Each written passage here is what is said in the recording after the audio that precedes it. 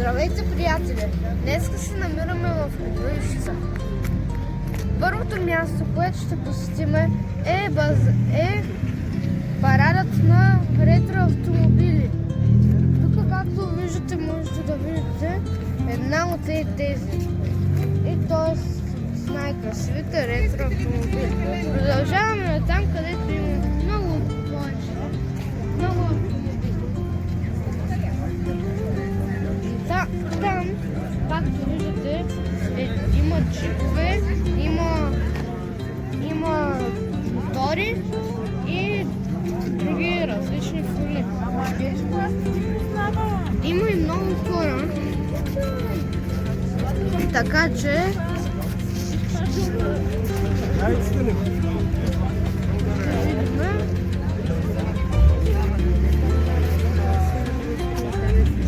ето е тази книга.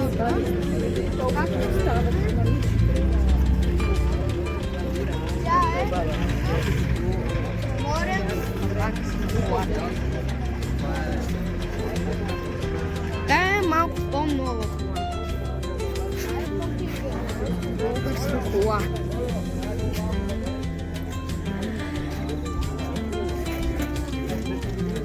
И както виждате, тази е от Москва. Продължаваме с другите коли.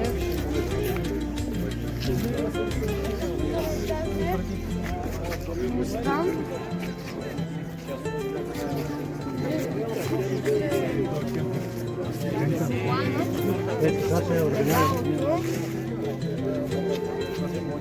е по-ретро.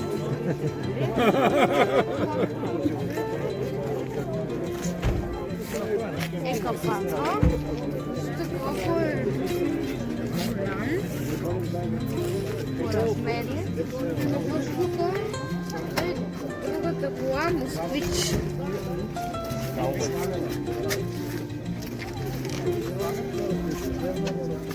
Тук отвътре е червена.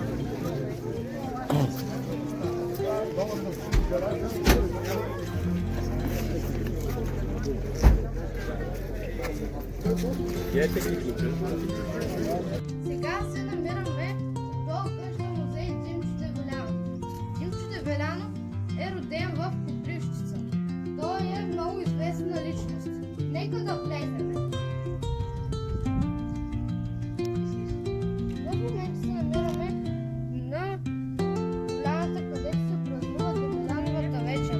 Както виждате, е майка на Димчо Девелянов. Тук виждате къщата му. Сега нека да влезем вътре. Така, в момента влизаме в музейка. Виждате, че вратичката е много мъничка. Тук се спали, когато е имало нападение. Тук виждате печката.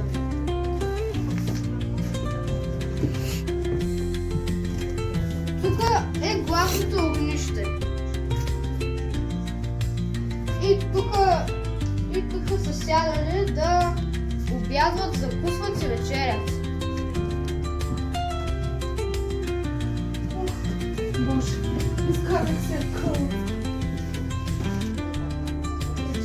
И сега се намираме на втория етаж. Може да видите. Тук е главната спалня.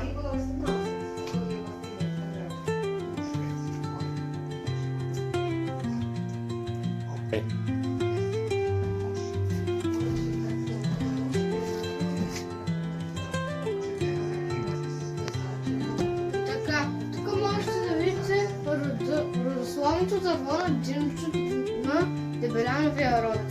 В момента се намираме във втората стая. Тук виждате черната песен на Димчо Дебелянов. Димчо Дебелянов е много известен с книгите си. Виждате колко книги ги е написал.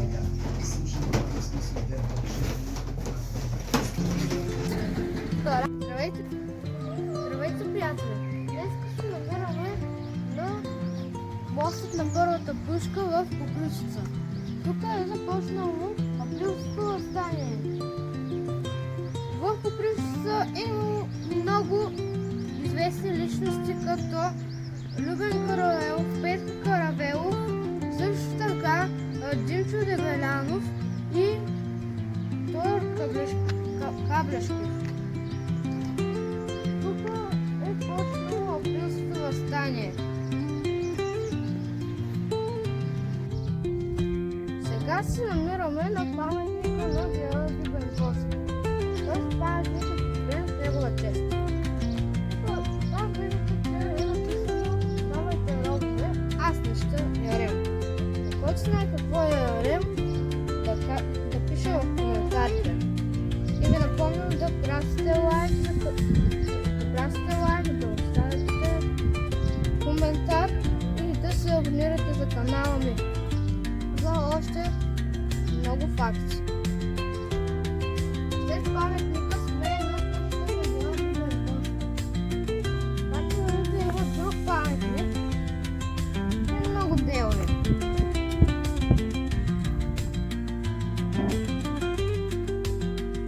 Сега можете да видите истинското име на Георги Бенковски. Гаврил Груев Глътев. Там можете да видите и майка му, Нона Хлътева. Приятели, това беше краят за днешното видео. Завършваме с просветния център на Копривщица. Можете да го видите. И да оставите един лайк, да пратите един коментар и да се абонирате за канала. Това е от мен. Чао и до нови срещи!